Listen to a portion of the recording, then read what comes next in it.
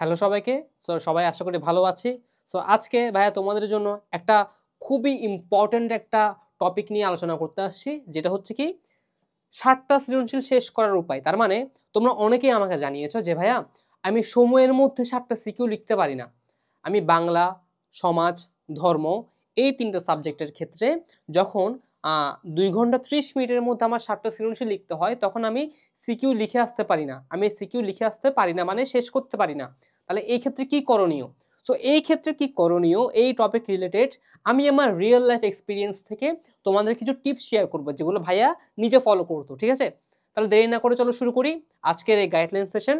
আর তোমাদের সাথে আছে আমি অভি। তোমাদের সকলকে জানাই হালকা সেশনে স্বাগত। আচ্ছা, আমাদের টপিক কি আজকে ৭ টা সৃজনশীল শেষ করার উপায়। সময় মতো ২ ঘন্টা ৩০ মিনিটে ৭ টা সৃজনশীল শেষ করতে হবে। আচ্ছা, প্রথম পয়েন্ট কোয়েশ্চেন ফিল্টার করা। তার মানে কি ভাইয়া? তার মানে হচ্ছে দেখো তোমাকে যদি আমি এখন একটা প্রশ্ন করি যে যে তুমি এই প্রশ্নটা ভালো পারো, তাহলে এটার উত্তর কি তুমি তাড়াতাড়ি দিতে পারবা নাকি ধীরে ধীরে দিতে পারো বলো তো আমাকে। যেমন ধর আমি তোমাকে জিজ্ঞেস করলাম তোমার নাম কি, এখন তুমি এই প্রশ্নের উত্তর কিন্তু খুব ফাস্ট আমাকে দিবা, তাই না? ১ সেকেন্ডের মধ্যে তুমি তোমার এই উত্তরটা আমাকে দিয়ে দিতে পারবে। বাট তোমাকে যদি আমি এখন অন্য একটা প্রশ্ন করি যেটার উত্তর তুমি জানো না, যেটা তোমাকে বানিয়ে বলতে হবে, সেটা কি ভাইয়া? একটু টাইম লাগবে না? অবশ্যই টাইম লাগবে। প্রথমে কি করতে হবে? তোমাকে ভাবতে হবে। তোমাকে ভাবার পর তারপর সেটা আমাকে বলতে হবে। তাহলে ২ টা স্টেপ যেহেতু হচ্ছে এখানে, তার মানে তোমার টাইমটা এখানে হিউজ যাচ্ছে। এবার দেখো কোশ্চেন ফিল্টার কিভাবে করবো তাহলে। যখন তুমি সিকিউ লিখতে বসবা পরীক্ষায় বা অন্য কোনো জায়গায়, যখন তুমি পরীক্ষা দিচ্ছ তখন কি করবা? তখন তোমার টার্গেট কি জানো? তোমাকে ৭ টা সিকিউ লিখতে হবে না? এই ৭ টা সিকিউর মধ্যে টার্গেট করো কোনটা কোনটা তুমি ভালো পারো। ঠিক আছে? ধরো ৭ টা সৃজনশীলের মধ্যে তুমি ৪ টা সৃজনশীল ভালো পারো। কি বললাম ভাইয়া? ৪ টা সিকিউ তুমি খুব ভালো পারো। আর ৩ টা একটু তোমাকে বানিয়ে লিখতে হবে। ঠিক আছে? তাহলে ৭ টা যে সিকিউ, এই যে ৭ টা সিকিউ তুমি ভালো পারো। সরি, ৭ টা সিকিউর মধ্যে তুমি কয়টা ভালো পারো? ৪ টা সিকিউ ভালো পারো, তাই না? ৪ টা সিকিউ ভালো পারো। এই ৪ টা সিকিউকে ২ ভাগে ভাগ করো। ২ টা সিকিউ, ২ টা সিকিউ। তার মানে প্রথমে তুমি ২ টা সিকিউ ভালো লিখবা আর সবশেষে ২ টা সিকিউ ভালো লিখবা। তাহলে কয়টা হয়ে গেল? ৪ টা। মাঝখানে কয়টা বাকি থাকে? ৩ টা সিকিউ। এবার এই ৩ টা সিকিউ তুমি মাঝখানে লিখো। ওকে? তাহলে হবে কি? তুমি যখন যে সিকিউগুলো তুমি খুব ভালো পারো সেই সিকিউগুলো যখন তুমি সলভ করবে বা লিখবা, তখন দেখবে তুমি খুব তাড়াতাড়ি লিখতে পারতেছো। কারণ সেগুলোকে তোমার ভাবতে হচ্ছে না খুব বেশি। তুমি জানো আনসার কি হবে, তুমি সেই অনুযায়ী শুধু ধুমধাম লিখে ফেলতে পারবা। তাহলে এটাতে কি হবে? এটাতে হবে কি তোমার টাইমটা বেঁচে যাবে। এটা তোমার টাইমটা অনেক বেঁচে যাবে। তুমি এই ৪ টা সিকিউ যে ভালো পারো তার মধ্যে ২ টা সিকিউ শুরুতে লিখো আর ২ টা সিকিউ পরে লিখো। মাঝখানে লিখো ৩ টা সিকিউ যেগুলো তুমি একটু জানো না বা একটু কম জানো, যেগুলো তোমাকে বানিয়ে লিখতে হবে। তাহলে হবে কি? তোমার টাইমটা ওখানে লাগবে। ঠিক আছে? ওখানে লাগুক, সমস্যা নেই। তাহলে প্রথম টার্গেট কি ভাইয়া? ২ টা সিকিউ যেগুলো আমি ভালো পারি সেগুলো সলভ করব যাতে আমার টাইমটা কম লাগে। তারপর ৩ টা মানে হচ্ছে যে ৩ টা কি আমি একটু কম পারি বা আমাকে বানিয়ে লিখতে হবে সেগুলা। আর সবশেষে কিন্তু আমাদের তাড়াহুড়োটা বেশি থাকে, তাই না?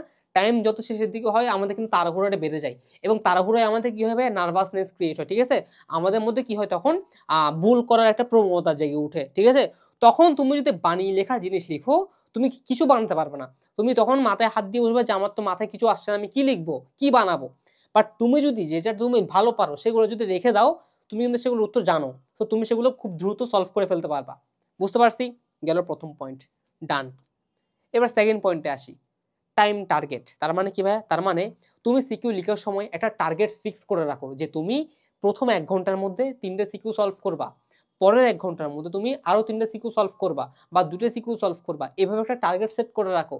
তুমি যত টার্গেট সেট করে রাখবা তত তোমার মধ্যে অটোমেটিকলি তোমার মস্তিষ্কে এটা চলে যাবে যে তোমাকে ১ ঘন্টার মধ্যে সামহাউ এটা শেষ করতে হবে।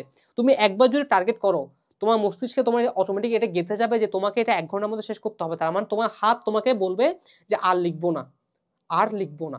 এটা একটু মাথায় রাখতে হবে। ঠিক আছে? টার্গেটটা সেট করা জরুরি। কিসের টার্গেট? টাইমের টার্গেট। যেমন দেখো আমি যে বললাম এই যে ২ টা সিকিউ আমি খুব ভালো করে লিখবো এবং এই ২ টা সিকিউ আমি ভালো পারি।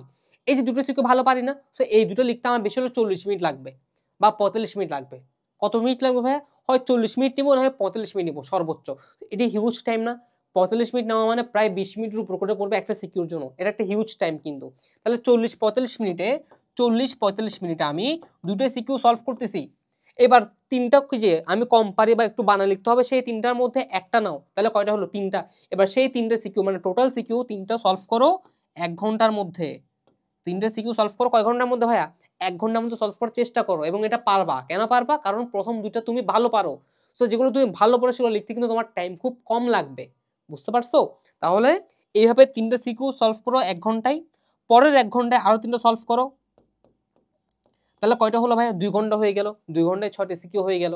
তাহলে বাকি থাকে কত আর? 30 মিনিট। সেই 30 মিনিটে যেটা সবচেয়ে ভালো পারো সেটা লিখো, সুন্দর করে লিখো, ভালো করে লিখো। তাতে কি হবে? তাতে সেই সিকিউটা বড় হবে এবং সেটাতে নাম্বার দেওয়ার চান্স বেশি থাকবে, বেশি নাম্বার দেওয়ার। বুঝতে পারছো তাহলে আমার টেকনিকটা? 2 নাম্বার গেল। তাহলে টাইম টার্গেটটা এই জন্য খুব বেশি ইম্পর্টেন্ট। এবার 3 নাম্বার আসি, লেখা সুন্দর নাকি অসুন্দর? আচ্ছা, এটা মানে কি বুঝাইছি ভাই? এটা মানে বুঝাইছি আমাদের মধ্যে অনেকের ধারণা কি জানো, লেখা যদি সুন্দর করি টিচার নাম্বার বেশি দেয়।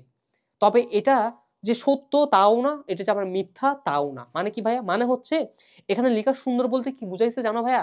লেখা সুন্দর বলতে হচ্ছে তোমার লেখাটা যাতে পড়া যায়, তোমার লেখা যাতে টিচার পড়ে বুঝতে পারে। এখন দেখো তুমি এভাবে কিছু লিখলা, এভাবে এবড়োথেবড়োভাবে কিছু লিখলা, এটা কি কিছু বোঝা গেছে ভাইয়া? না। তাই এটাকে আমি সুন্দর লেখা বলবো কখনো? না। এটাতে টিচার নাম্বার দিতে পারবে না? পারবে না, কারণ টিচার তো বুঝতেই পারছে না তুমি কি লিখছো। সো সুন্দর লেখা মানে এই না যে তোমাকে এখানে সুন্দর হাতের লেখার প্রতিযোগিতা চলতেছে, যে তোমাকে সুন্দরভাবে লিখতে হবে, কে সবচেয়ে বেশি সুন্দর লিখতে পারে। না, এটা কিন্তু প্রতিযোগিতা না, এটা হাতের লেখার প্রতিযোগিতা না, এটা হচ্ছে আমার সিকিউ সলভ হচ্ছে, আমার সিকিউ আমি প্র্যাকটিস করবো বা পরীক্ষা দিব। সো এখানে তোমাকে, তুমি যদি লেখাটা বুঝতে পারে টিচার যদি পড়ে বুঝতে পারে তাহলেই হবে, অত সুন্দর দরকার নেই এখানে, ঠিক আছে? তুমি লেখা সুন্দর করতে কি যদি সলভ শেষ করতে না পারো, 7টা সিকিউ যদি লিখতে না পারো, তাহলে কি কোনো লাভ আছে ভাইয়া? না। সেক্ষেত্রে ভালো হয় কি, তোমার লেখা যেমনই হোক না কারণ তোমার লেখাটা যাতে বোঝা যায়, তোমার লেখা যাতে স্পষ্ট বোঝা যায়, কাটাছিড়া কম করবা, প্রশ্নে কাটাছিড়া কম করবা, খাতায় কাটাছিড়া কম করবা এবং এমনভাবে লিখবা যাতে টিচার পড়ে বুঝতে পারে লেখাটা। ওকে, তো এটা গেল লেখার ব্যাপারে। এবং অনেকে কি করে জানো, সুন্দর করে লিখতে গিয়ে টাইম খেয়ে ফেলে, যার ফলে হয় কি শেষ করতে পারে না। এটা করা যাবে না। তোমার লেখা যেমনই হোক, তোমার লেখাকে হতে হবে সুন্দর, মার্জিত, মানে গুছানো, যাতে বোঝা যায়, পড়ে যাতে বুঝতে পারি, এটা হলে চলবে, আর কিছু লাগবে না। বুঝতে পারছি তাহলে? 3 নাম্বার ডান। এবার 4 নাম্বার পয়েন্ট কি ভাইয়া? বাসায় প্র্যাকটিস করা। এখন এটা শুনে তোমাদের অদ্ভুত লাগতে পারে যে ভাইয়া বাসায় তো আমরা এমসিকিউ প্র্যাকটিস করি, সিকিউ সলভিং এর ম্যাথ সলভিং প্র্যাকটিস করি, বাট কখনো তো সিকিউ এভাবে তো লিখে প্র্যাকটিস করি না। এটা লিখার অভ্যাস করবা, একটু বিশ্বাস করো, বেশি না, সপ্তাহে 1 দিন প্র্যাকটিস করো, তাহলে প্রতি মাসে হবে 4 বার, 4 বার প্র্যাকটিস করা হবে। এই 4 বারও কিন্তু খুব খুব কম না, ঠিক আছে? তুমি যদি একেবারে বসে থাকো, সে একেবারে বসে না থাকে, তুমি যদি কিছু হলেও লিখো, দেখবা অনেক হাত ফাস্ট হচ্ছে, ঠিক আছে? আমাদের কি হয় জানো, আমাদের মানুষের একটা জড়তা থাকে, আমরা যে জিনিসটা অনেকদিন ধরে করি না, আমাদের হাতটা সেটা মেনে নেয়। যেমন তুমি যদি 1 মাস না লিখো, একটু বিশ্বাস করি আমার কথাটা, তুমি যদি 1 মাস না লিখো, তুমি যখন 1 মাস পরের দিন লিখতে যাবা, তোমার হাতটা একটু কেমন কেমন করবে, একটু কাঁপবে, লিখতে পারছি না লিখতে পারছি না মনে হবে। কেন জানো? কারণ ওই যে একটা জড়তা চলে আসছে না লিখার, তখন দেখবা টাইম বেশি লাগতেছে কিছু সামান্য জিনিস লিখতেও। সো তুমি যদি বাসার মধ্যে 4 বার করেও, 1 মাসে 4 বার করেও চর্চা করো সিকিউ লিখার, সময় মেনটেন করে টাইমার অন করে রাখবা, 2 ঘন্টা 30 মিনিটের সিকিউ লিখবা 7টা, লিখে দেখবা যে 2 ঘন্টা 30 মিনিটের মধ্যে এই সকল স্টেপ ফলো করে 7টা সিকিউ লিখা যাচ্ছে কিনা। হ্যাঁ, প্রথমবার হয়তো হবে না, প্রথমবার হয়তো 6টা লিখতে পারছো, পরের বার হয়তো দেখবা 7টাই পারবা। সো এইভাবে আস্তে আস্তে বিল্ড আপ হবে জিনিসটা। সো বাসায় প্র্যাকটিস করে দেখবা তোমার হাতটা ফাস্ট হবে, এবং হাতটা কি, আমরা অনেক সময় বলি না যে ভাই 7টা লিখতে লিখতে হাত ব্যথা হয়ে যায়, এই ব্যথাটাও কিন্তু হবে না, কারণ তোমার হাতটা কিন্তু 7টা লিখতে লিখতে বাসা থেকে অভ্যস্ত। সো পরীক্ষার হলেও কিন্তু 7টা লিখা যাবে। বুঝতে পারছি ভাইয়া? ডান। সো এই যে ফর্মুলাগুলো বললাম বা এই যে টেকনিকগুলো বললাম ভাইয়া, এগুলো সবগুলো আমি নিজে খাটিয়েছি, আমার নিজের লাইফ থেকে বলা। সো এগুলো অ্যাপ্লাই করে হচ্ছে আমি সিকিউ 7টা সবসময় লিখে আসতে পারতাম, ঠিক আছে? এবং তোমাদের সাথে সবশেষে আরেকটা স্পেশাল পয়েন্ট নিয়ে আলোচনা করি, সেটা হচ্ছে সবসময় মনে রাখবা যে সিকিউর সাইজ, ঠিক আছে, একই রকম রাখার মেনটেন করবা। অনেকে কি করে জানো ভাইয়া? আচ্ছা, এটা এখানে অ্যাড করে দিই, 5 নাম্বার সাইজ। এটার মানে কি জানো ভাইয়া? অনেকে কি মনে করে জানেন, অনেকে কি করে, প্রথম সিকিউ ধরো গ নাম্বার লিখলাম 1 পেজ বা 2 পেজ, ঘ নাম্বার লিখলাম 3 পেজ, ওকে, গ 2 পেজ, ঘ 3 পেজ লিখলো প্রথম সিকিউ। 2 নাম্বার সিকিউতে ধরো আরেকজন বা সেম ব্যক্তি গ লিখছে 1 পেজ, ঘ লিখছে 2 পেজ, আবার পরের সিকিউতে সে লিখছে গ 2 পেজ, ঘ 1 পেজ। এই যে দেখো, এটা কি ডিফারেন্স ক্রিয়েট হয়েছে না ভাইয়া? একটা 3 পেজ, একটা 2 পেজ, একটা 2.5 পেজ, একটা 4.5 পেজ, একটা 4 পেজ, হচ্ছে না? এটা হলে কি হয় জানো, তোমার মধ্যে একটা টাইমের যে ব্যাপারটা, যে টাইম যে বেশি লাগবে সেই ব্যাপারটা বেশি বেড়ে যাবে, কারণ তোমার মধ্যে কোনো টার্গেট ফিক্স নেই যে তুমি কয় পেজ করে লিখবা, তুমি যখন যেমন মন চাচ্ছে তেমন লিখে যাচ্ছ। এতে হয় কি, টার্গেটটা আমার মাথা থেকে ছুটে যায়, আমার যে এতটুকু একটা টাইমের মধ্যে শেষ করতে হবে এটা আমার মাথায় থাকে না। তাহলে কি করতে পারি ভাইয়া? সবসময় মাথায় রাখবা সিকিউ লেখার সময় একই জিনিস ফরম্যাট ফলো করবা। মানে কি ভাইয়া, গ নাম্বারটা সবসময় 2 পেজ লিখবা বা তার চেয়ে একটু কম লিখবা, এর বেশি যাবা না। এটা ফিক্স করে রাখো। তুমি সকল সিকিউর গতে 1 পেজ লিখবা না, 1.5 পেজ লিখবা বা 2 পেজ লিখবা। কি বললাম ভাইয়া, হয় 1.5 পেজ না হয় 2 পেজ, হয় 1.5 পেজ না হয় 2 পেজ, ডান। এবার ঘ নাম্বারে কি করবো ভাইয়া, ঘ নাম্বারে সবসময় 2 পেজ লিখবা, সবসময় ঘ নাম্বারে সবসময় 2 পেজ লিখবা।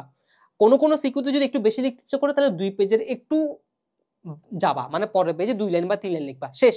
এর বেশি কখনোই যাবা না, কখনো 3 পেজ লিখতে যেও না, তাহলে শেষ করতে পারবে না ভাইয়া, বুঝতে পারছো? এবং আমি তোমাকে একটা জিনিস বলে রাখি, এই যে দুইটা সিকিউ ভালো পারো, সেই দুটো সিকিউর গ লিখো 2 পেজ করে, ঘ লিখো 2 পেজ করে। তাহলে দুটো 4টা সিকিউর, যে 4টা সিকিউর তুমি ভালো পারো সেগুলোর গ এবং ঘ 2 পেজ করে লিখো।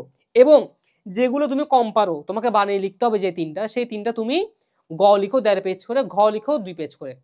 বুঝতে পারছো? তাহলে এটা হবে কি, এটা একটা সিকোয়েন্স মেনটেন করতেছে। দেখো সবগুলো 2 পেজ, গড়ে সবগুলো 2 পেজ। তাহলে হবে কি, টিচারেরও দেখে একটা শান্তি পাবে, তোমারও লেখার একটা ফ্লো বজায় থাকবে এবং টাইম ম্যানেজমেন্টও কি ভালো হবে। বুঝতে পারছি? তাহলে এই যে 5টা পয়েন্ট ভাইয়া বললো, স্পেশাল পয়েন্ট বা টেকনিক বা আমার নিজের খাটানো যে স্ট্র্যাটেজি, সেগুলো তোমাদের কাছে শেয়ার করলাম।